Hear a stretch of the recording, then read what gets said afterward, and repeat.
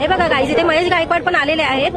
हे रिक्षावाल्यांचं सगळं इथे हे चालू आहे. बघा फाईन बघा 29 तारखेला 30 तारखेला 1 मे महिन्यात मला 9,000 रुपये फाईन आली. हा थांबा हा मे महिन्यात 9,000 फाईन आले. मे महिन्यात मी गावाला गेलो होतो, 10 दिवस रिक्षावर नव्हतो, हा तरी पण मला 9,000 फाईन आले. तुमचं रिक्षावाला कमवणार काय? तुमचं म्हणणं काय आहे याच्यावरती? 1500 ची फाईन आहे ती 200 केली पाहिजे, कमी करा ना फाईन. बरोबर. 1500 रुपये रिक्षाला कमवतो तरी काय?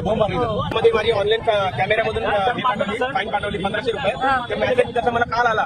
तर कालच्या मेसेजमध्ये मी जेव्हा चेक केलं तेव्हा मला 2 वर्ष 2024 ची 2 फाईन प्लस या 2025 च्या 2 फाईन, अशा 4 फाईन 4,000च्या एकत्र पाठवल्या. पहिले ह्याचा मेसेज नव्हता, काही नव्हता. त्यामुळे पोलिसांकडून वाहतूक पोलिसांकडून 66,192 हा कलम लावून 10,000 रुपये दंड ठोठवण्यात येत आहे फ्रंटशीटसाठी. त्या विरोधात आम्ही सर्व संघटनेचे सर्व पदाधिकारी चालकांच्या इथे आलेलो आहोत. शिवाय मला आमच्या रिक्षाचे इन्शुरन्स क्लिअर आहे, पूर्ण गाडी क्लिअर असताना देखील एवढा फाईन लावला जातो.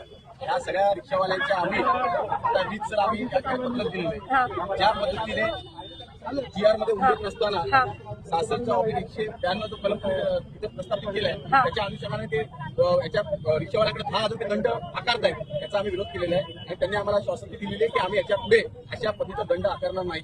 जर याच्या पुढे त्यांनी आकारला तर आम्ही या ठिकाणी चक्का जाम करून ठाणे जिल्हा व्यक्ती धरलं जाईल आणि याची जबाबदारी फक्त आणि फक्त हे प्रशासन असणार.